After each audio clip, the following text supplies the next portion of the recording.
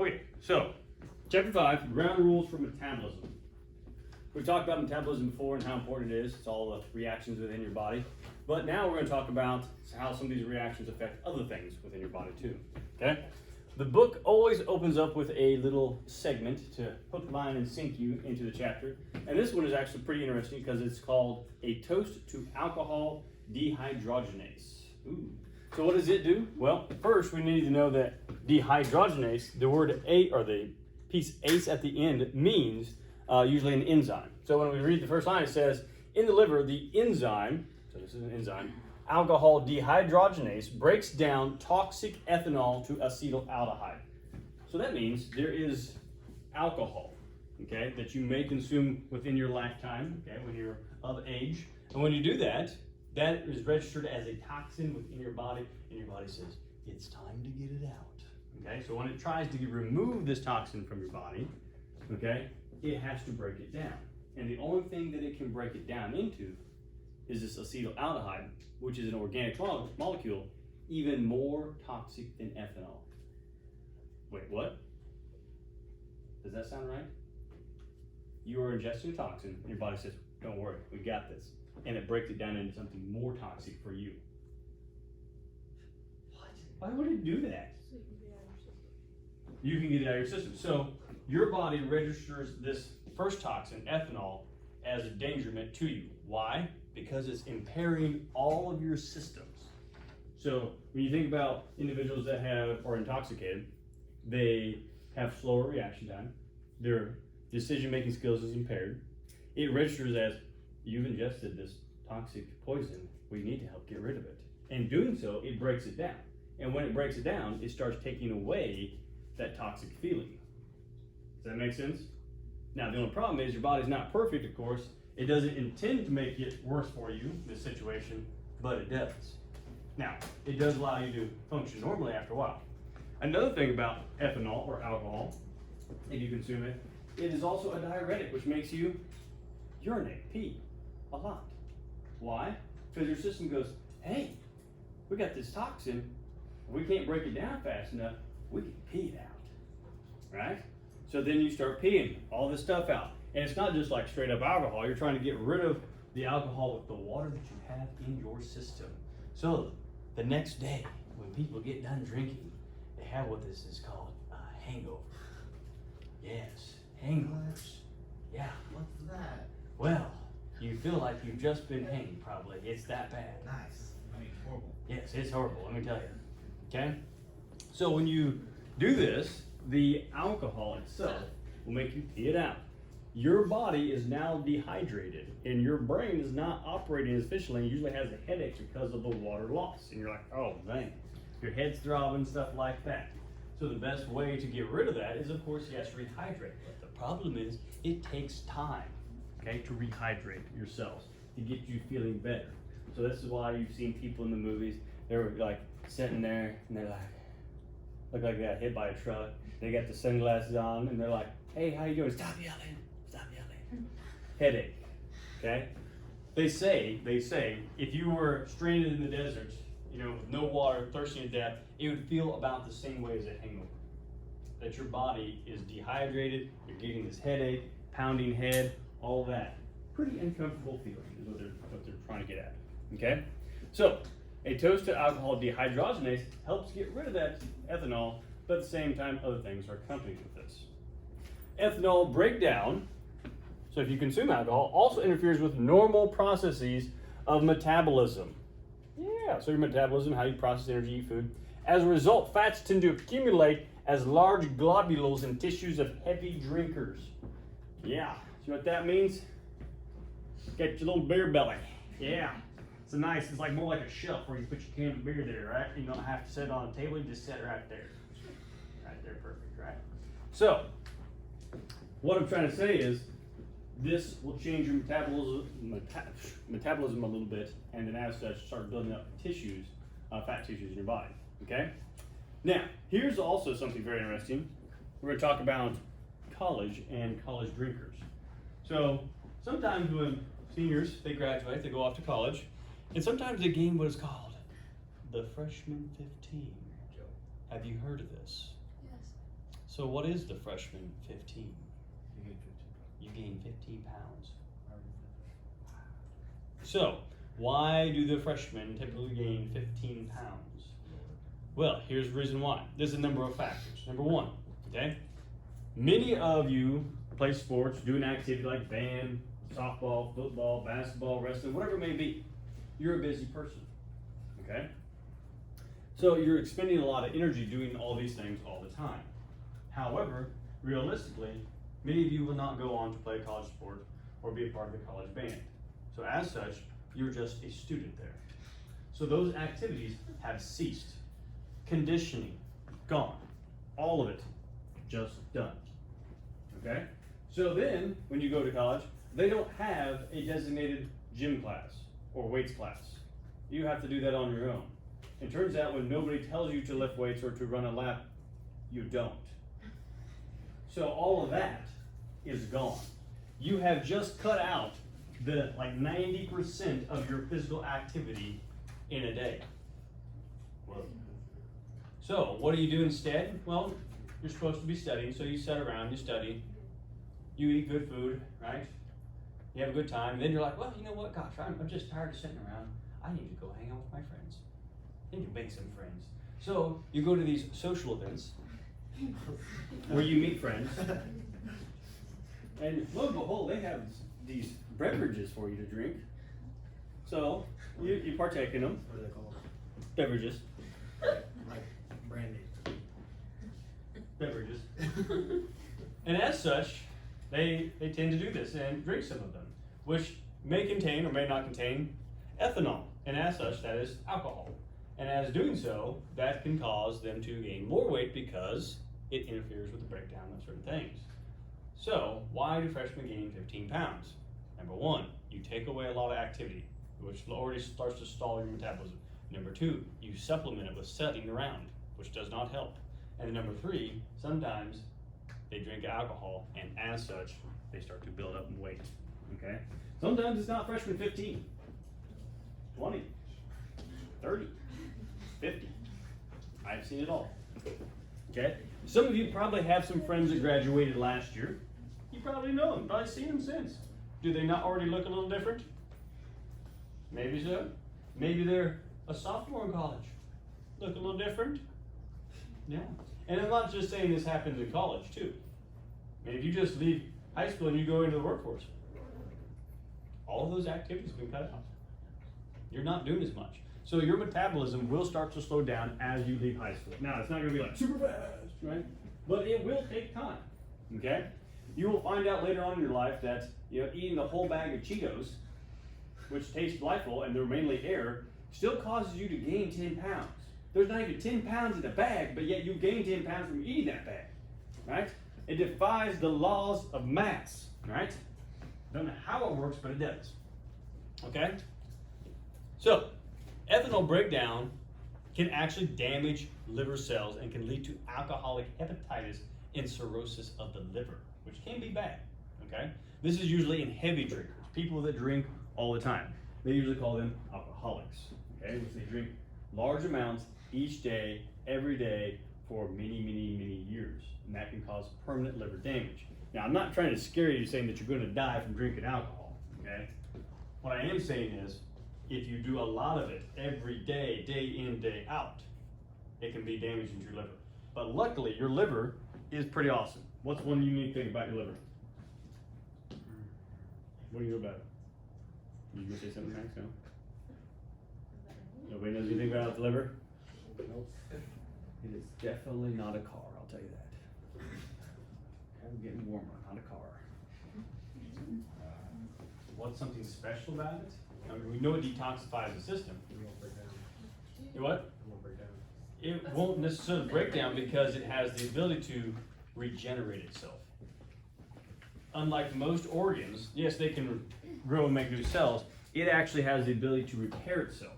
So, even though you drink alcohol, let's say, and the alcohol dehydrogenase makes that acetaldehyde and it hurts your liver, causes damage to your cells can regenerate and repair themselves because of it is the liver, okay?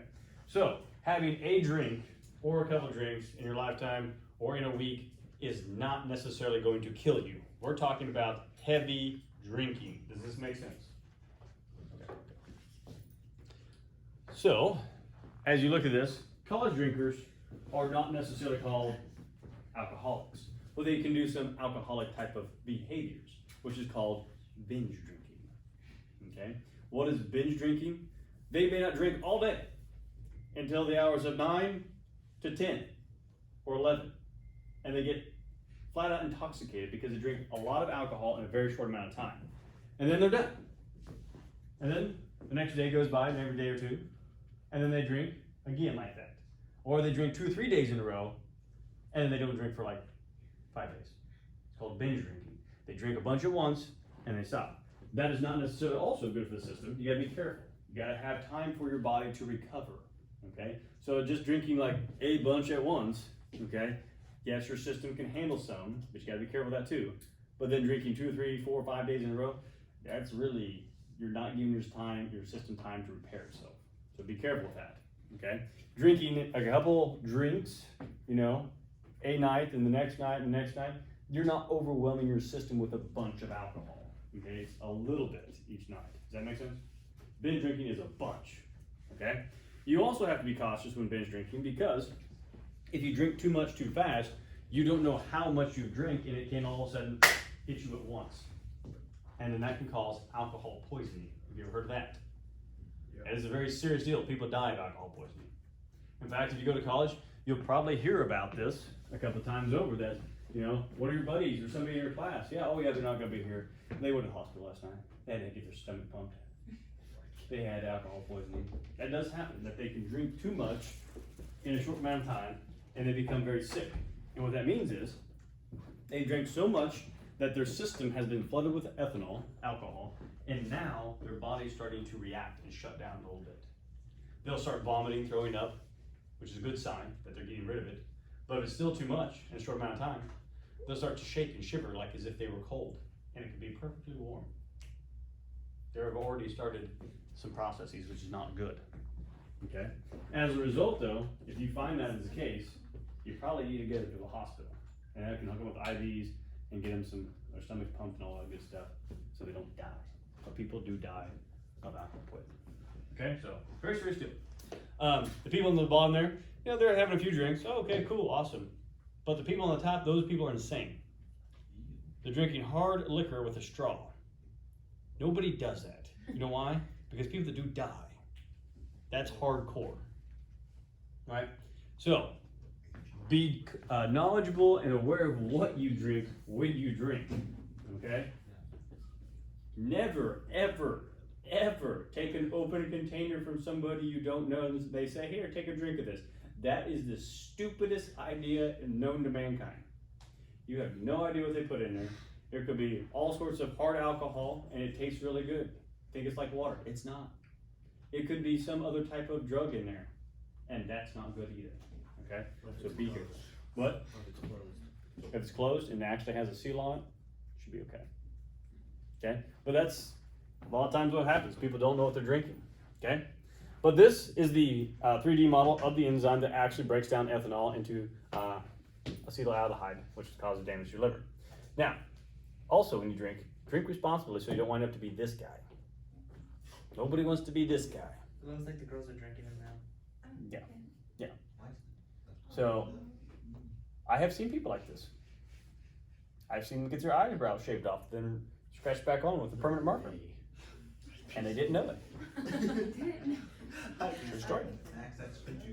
When did they figure it out? Like the next day? Or Oh, they were still way hungover the next day. Like, yeah, they were bad. It was like not until later the boss told him, like, I guess another guy that worked with him, he was like, you need to go wash your face. Because he still had like a bunch of drawings on his face that were inappropriate. And then he found out when he washed his face, his eyebrow came off.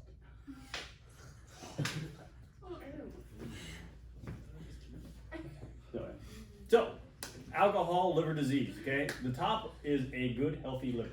That's what your liver should look like. The bottom one has cirrhosis of the liver, which it's starting to shut down. You can see the discolored orange color to it, which is not good by any means. But as such, this liver right here can start causing problems for your whole body. It looks orangish, which is going to start to turn your body also color-wise orange, like this individual here. So his liver is failing in that photo there, which is not necessarily a good thing. I mean, he could die, all right? So alcohol, liver disease can be a thing for heavy drinkers over long periods of time, okay? If you know something in your family line exists where they have some problems with the liver, okay? That maybe it's genetic. You need to be aware of this, okay? Because if you're thinking, hey man, my uncle, my grandfather, they both had to have a liver transplant because their liver failed around the age of 50. Wow, that's pretty bad. But luckily they got a transplant. When you go to sign up for a liver transplant or any organ transplant, specifically liver though, you know what the first question they're gonna ask you is? Do you drink? Do you drink? And they're gonna ask you that flat out. And they'll know. They'll know, okay? But as such though, if you are a drinker and you continue to drink while you have an impaired liver, they're probably not gonna give it to you. They're gonna give it to somebody that probably doesn't drink because this is a vital organ that's gonna help save somebody's life. And if you're gonna further damage it, they ain't gonna give it to you. So, I know that's a big decision if that's something that runs in your family, but it's just what it is, okay? All right, so, enough with that. Like I said, if you decide to drink one day, that's just fine. Just be responsible. Don't overdo it, okay? Because it can hurt your body, as we just discussed. All right? But that's a decision for you to make. All right, so energy in the world of life, okay? Sustaining life's organization requires ongoing energy inputs. Assembly of molecules of life starts with energy input into living cells, which means you have to have energy in your body in order to keep going. If you don't, what happens? You die. Without energy, you die. Okay? So we have to have that continual energy input. Have you guys ever watched that show, Naked and Afraid? Yeah. Yeah. I watch it because I think it's more of a comedy show than an actual, learning show. Why? Because they have these professionals that they find to come out there and they're like, hi, whatever. And within the first 5 minutes, they're like, well, I'm thirsty. Look, there's some water. Yes. As they slurp up this, pee and feces that the antelope just pooped in this water hole, they find out later that they have the squirts like unbelievably, and they have ingested a bunch of parasites and bacteria that causes food poisoning. They wonder why they're so sick. Drink out of that thing. Come on, really? Couldn't boil it? Well, we didn't have one of those safety, your tools. Like, what safety tool did you bring? I brought a photo of my family to help me keep me going. That's gonna help you. Okay. So these people typically don't do the smart things, is what I'm trying to say. So, but one thing I found very interesting about that show was they take a before shot and an after shot. The before shot, they look like normal people. The after shot, how many pounds do they lose? A lot. Yeah, anywhere from like 20 to 30 pounds, which is a lot. So when they lose that much weight, they have lost, first, their body has consumed all the energy that they can from it when they first started. We made the food they ate. But then as the days go on, they start consuming the fat on their body. Not just the fat, if they get far enough, they don't eat enough, it'll start to break down muscle tissue, which has proteins. So your body can break down carbs, lipids, and proteins to get energy. Okay? When it hits the muscle stage, when it starts taking those, it's the last ditch to survive, essentially. Okay? But you'll see them. They're always trying to get food and eat stuff all the time. Does that make sense? So, but they don't always get enough. And even like the simple things like, I should go look for the berries, but I just want to sleep. Why do they want to sleep? They have zero energy. Walking, moving requires a whole bunch of energy and their body's shutting down. They don't even have energy to do that. That's how bad it is for them. Okay? So by day 21, they're barely getting it done. Yes, that's why. Okay? All right, so energy in the world of life, we got good old cellular respiration with the glycolysis, the Krebs cycle, and the electron transport chain. All right, we're going to talk more about that as we go. But exactly what is energy? Energy is the ability to do work. One form of energy can be converted to another, as we know. We do that all the time. Plants do it. They convert sunlight energy, electromagnetic energy, into a chemical form known as glucose or sugar, which they store in their tissues. And you then take that stored chemical energy and eat it. An apple, let's say. You eat the apple, your body consumes that energy, you then use it to make mechanical energy, which is nice. Which allows you to move around, to think, to blink, all that good stuff. But then, my question to you is, where does it go? Just think about that for a minute. Once you've taken that plant's chemical energy in the form of an apple, eaten it, digested it, used it for mechanical energy, where does it go? Your thoughts with your neighbors, 15 seconds, go. What was the question? Where does your plant's chemical energy go after you eat it and use it for mechanical energy?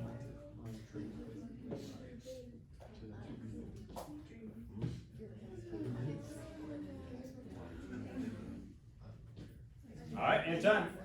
Where do you think it goes?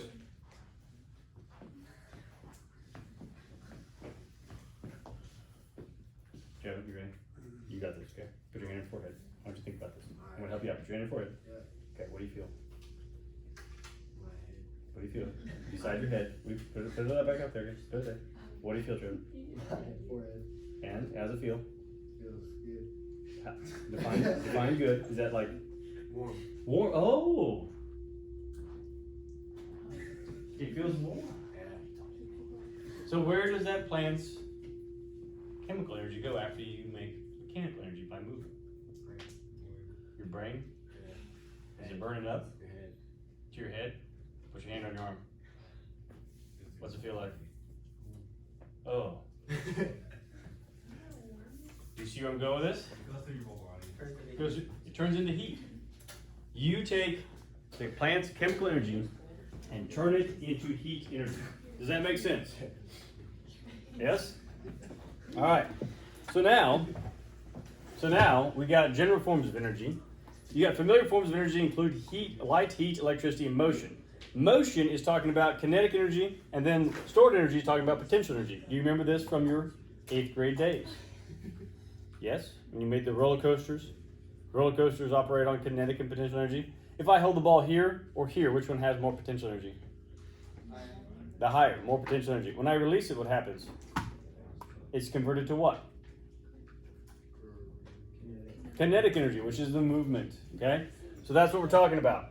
So we're using these things a lot of times to create energy in different forms, okay? So kinetic energy.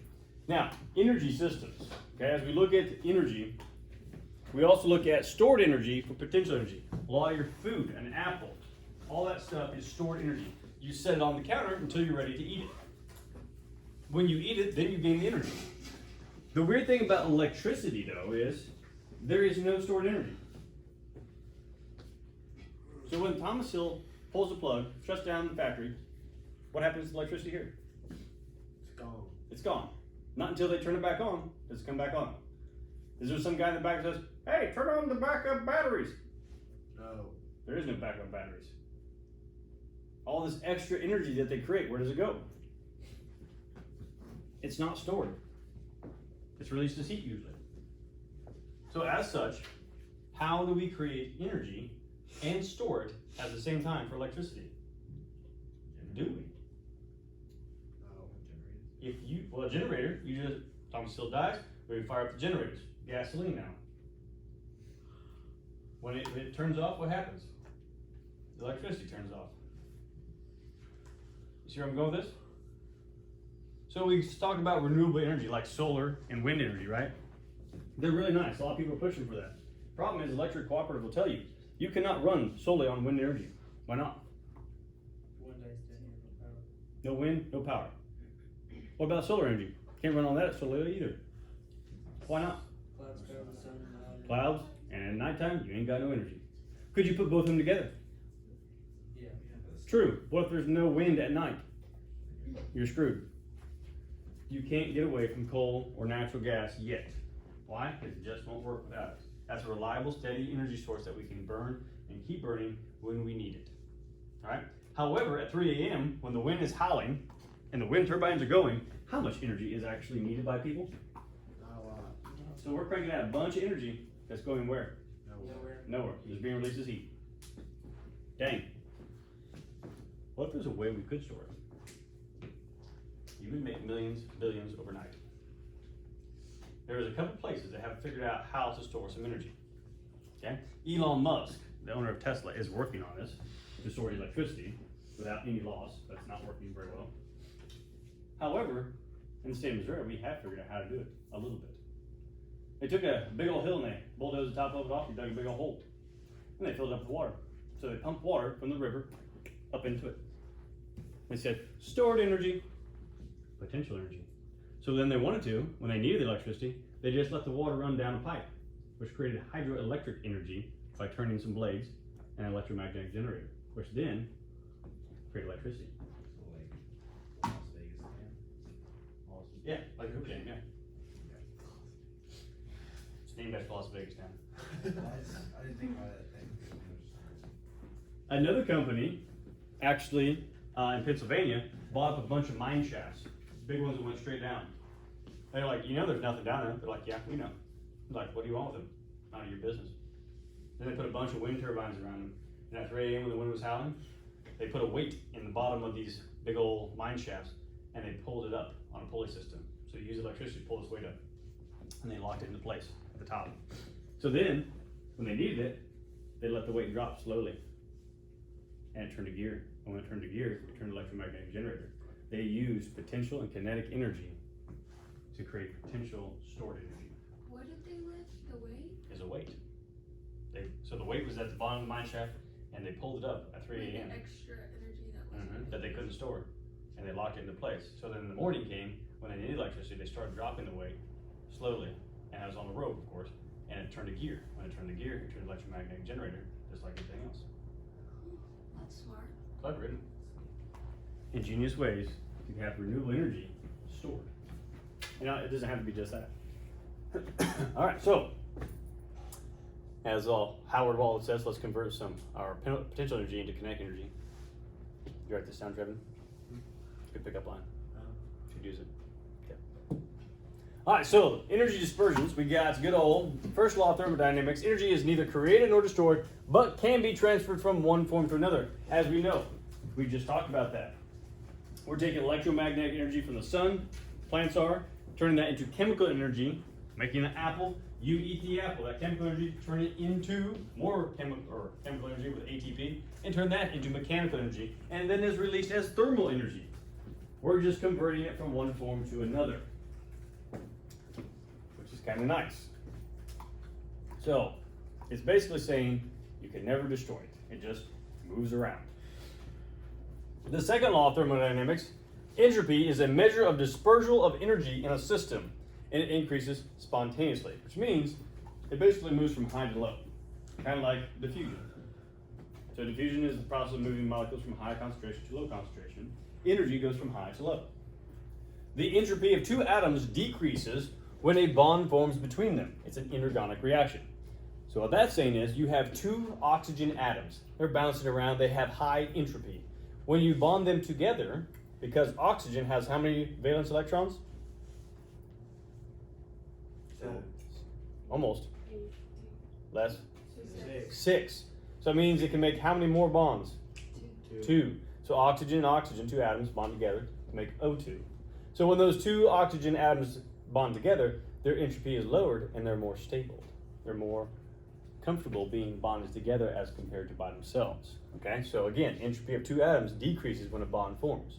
So taking carbon, hydrogen, and oxygen and making sucrose or glucose, that again decreases entropy, but yields high potential energy. So in this little picture here, you can see that the pan on the hot stove, you fried some bacon, you ate the bacon, cool, now the pan's hot. You could grab the pan right away, but what would happen? It'd get burned. But you wait 2 hours, and then what happens? Cools down. It cools down. Where did all the energy go? It balances out. Entropy dispersed outward from high to the low. Does that make sense? To the surrounding. Good job. So that's entropy. All right, so energy conversions, which is rather interesting. So again, we've talked about all of this energy. We talked about how you release a lot of your energy as heat. Now, do you remember back in the day when we talked about trophic pyramids? You had the producers, primary, secondary, tertiary consumers. Yeah, where you fall upon that? Yeah. So we talked about how when you go from the producers to the primary consumer, how much energy is passed on? Percentage-wise? 10%, good job. Only 10%. And how much from primary to second? 10. And from second to tertiary? 10. Where did the other 90% go? Conversions. Yeah, there's conversions from chemical reactions in the body and lost as heat. So that cow there, you want to eat him for a burger. You're only going to get 10% of that cow's energy. Where did the other 90% go in its lifetime? It did chemical reactions, conversions in its body, and it releases heat. Cows, they're warm-blooded too. They release energy as heat. So you're not going to get all of it. Does that make sense? So when does it go through that stage of like getting hot? Like when it's dying? What? I don't really know. Never mind. Well, usually you cook burgers, so it would get a little hot. Yeah. Never mind. Never mind. It doesn't really matter. Some people like a medium rare or medium. That's Or just rare, which is like I blood. sound really stupid on your video, so we're just gonna do that. good. So like when does it happen? Like the energy loss Yeah. throughout its lifetime. Okay. So let's say this cow is 10 years old. Okay, of the 10 years that it lived, okay, you're only going to get the 10% of the energy that it actually took in its 10 years. The other 90% is lost as heat over those 10 years. Does that clarify your answer? Yes. Okay. Okay. Any questions? As far as I want to go today, I'm going to shut my video up before my phone dies.